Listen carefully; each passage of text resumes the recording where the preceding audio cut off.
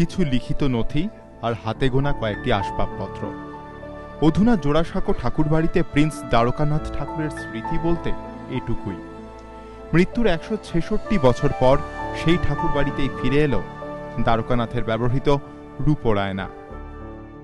আমরা যেখানে রয়েছি, সরকারিভাবে এই ঠাকুরবাড়ি অধিগৃহীত হওয়ার পর এখানকার বাসিন্দারা বিচ্ছিন্ন হয়ে যান। ছড়িয়ে ছিটিয়ে যায় এখানকার বহু সম্পদ। সেই সম্পদই আবার ফিরে এলো ঠাকুরবাড়িতে, সেখানকারই উত্তরসূরির হাত ধরে। জোড়াসাঁকোর ৫ নম্বর বাড়িতে কাঠের সিঁড়ির পাশে বিশাল আলমারিতে রাখা ছিল দ্বারকানাথের ব্যবহৃত ও সংগৃহীত বহু জিনিস। শরিকি ভাগাভাগির জেরে দ্বারকানাথের আয়না এসেছিল অবনীন্দ্রনাথের কাছে। সেই আয়নাই অবনীন্দ্রনাথের নাতি তুলে দিলেন রবীন্দ্রভারতী বিশ্ববিদ্যালয়ের হাতে। ঊর্ধ্বতলায় উঠে একটা বিরাট বড় আলমারি ছিল কাঁচের। সেই কাঁচের আলমারির মধ্যে যাবতীয় দ্বারকানাথ ঠাকুরের সংগ্রহ থাকতো। তার মধ্যে এই আয়নাও ছিল একটা।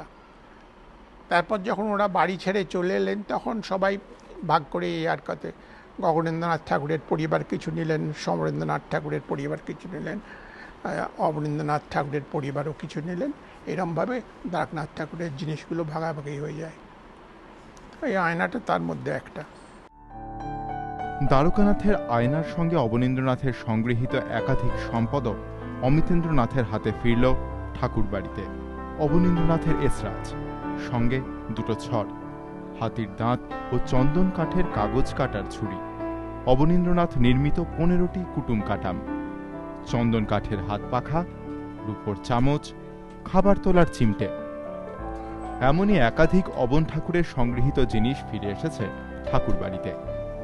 সম্পদ ফিরে পাওয়ার আবেগে উচ্ছ্বসিত রবীন্দ্রভারতী মিউজিয়াম কর্তৃপক্ষ। দ্বারকানাথের কিছু জিনিস পাওয়া সত্যি কিন্তু আজকের দিনে আমরা অভাবিত এবং অভাবনীয়ভাবে আমরা যে এটাও পেয়ে যাবো আমরা ভাবিনি। সেই জন্যই এটা আমাদের সংগ্রহকে আরও মর্যাদা দিতে। সম্পদ ফিরে আসার এই ঘটনা পরম্পরাকে তৃপ্তিজনক আখ্যা দিয়েছেন রবীন্দ্র বিশেষজ্ঞ কবি শঙ্খ ঘোষ। তার প্রতিক্রিয়া, ঐতিহ্যের সংরক্ষণ খুবই জরুরি একটা কাজ। ঠাকুর পরিবার সংক্রান্ত কিছু অমূল্য সম্ভার যে এভাবে সংগৃহীত হতে পারল, এই রীতিমতো তৃপ্তিজনক কথা। সেই ঐতিহ্যেরই সংরক্ষণ এখন ঠাকুরবাড়িতে। একই আলমারিতে ২ প্রজন্মের স্মৃতি সম্ভার। দ্বারকানাথের আয়না থেকে অবনীন্দ্রনাথের এসরাজ। জল করছে রবীন্দ্রনাথের লেখার ঘরের অদূরে।